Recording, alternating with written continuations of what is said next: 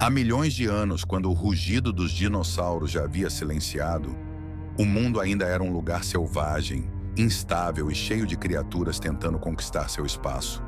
A floresta densa da América do Sul escondia um novo tipo de predador, uma ave que jamais precisou voar para dominar a Terra. Seu nome ecoaria pelos tempos como um sussurro de medo e fascínio. A ave do terror. Com até 3 metros de altura e um bico curvado como uma lâmina, essa criatura caminhava com passos firmes, observando tudo com olhos afiados e uma inteligência predatória. Era veloz, precisa e implacável. Enquanto outras aves preferiam o céu, ela escolheu o solo. O chão era o seu território e a caça, o seu destino. Em um mundo recém-saído do caos da extinção, essa ave surgiu como um novo império do terror.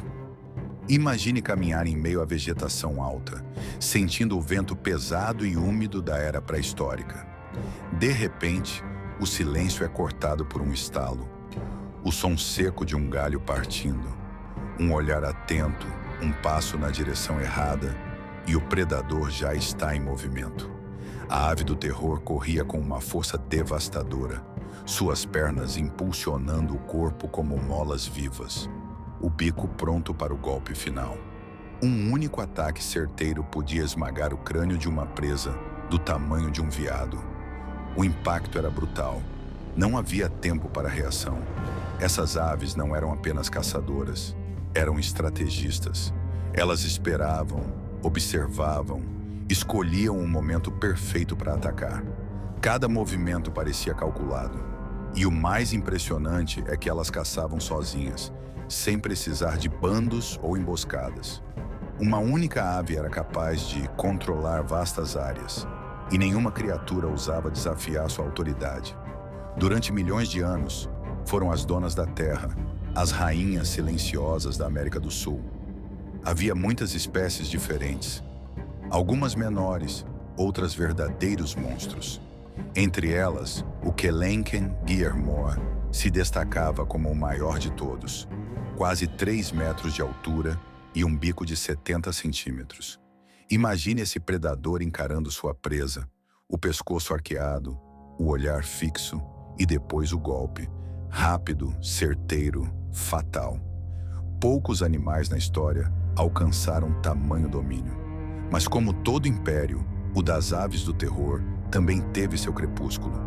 O mundo mudou, o clima se transformou e a natureza começou a escrever um novo capítulo. O isolamento da América do Sul chegou ao fim e, pela primeira vez, o continente se conectou à América do Norte. E junto com essa ponte natural, vieram novos caçadores. Felinos dente de sabre, lobos gigantes e outros mamíferos inteligentes, capazes de caçar em grupo. A supremacia das aves começou a ser desafiada. Enquanto os mamíferos se adaptavam rapidamente, formando estratégias coletivas e dominando territórios, as aves do terror continuavam sozinhas. Sua força era imensa, mas o mundo agora exigia algo mais do que poder bruto. A competição aumentou, as presas diminuíram e o território ficou hostil. Uma a uma, essas aves foram desaparecendo das planícies, das florestas e dos vales que antes ecoavam com seus gritos. A natureza, impiedosa e indiferente, virou a página. Os últimos fósseis mostram que algumas delas resistiram até cerca de 1.800.000 anos atrás. Lutaram para se adaptar, tentando sobreviver em um mundo que já não era mais delas.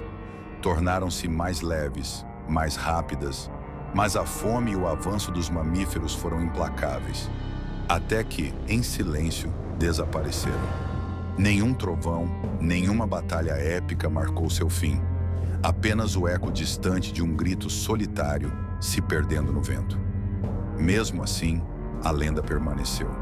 Cada fóssil encontrado, cada bico petrificado, cada pegada fossilizada é um fragmento de um passado glorioso. As aves do terror foram o último eco da era dos dinossauros. Um lembrete vivo de que o poder da natureza nunca desaparece, apenas muda de forma. E de certo modo seu legado ainda está entre nós.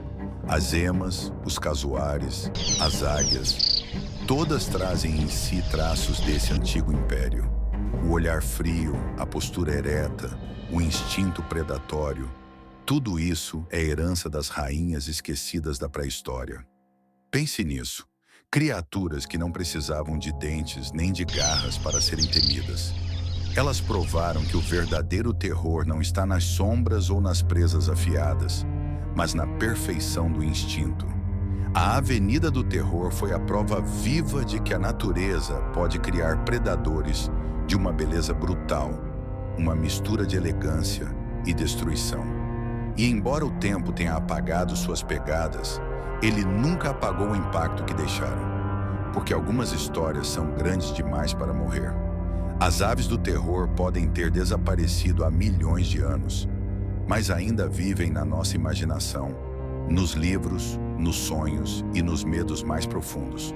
No fim, talvez a verdadeira razão de lembrarmos delas não seja apenas pela força ou pela violência, mas pela lembrança do que significam. Elas foram a ponte entre o mundo dos dinossauros e o nosso, o último rugido do passado antes do nascimento do presente.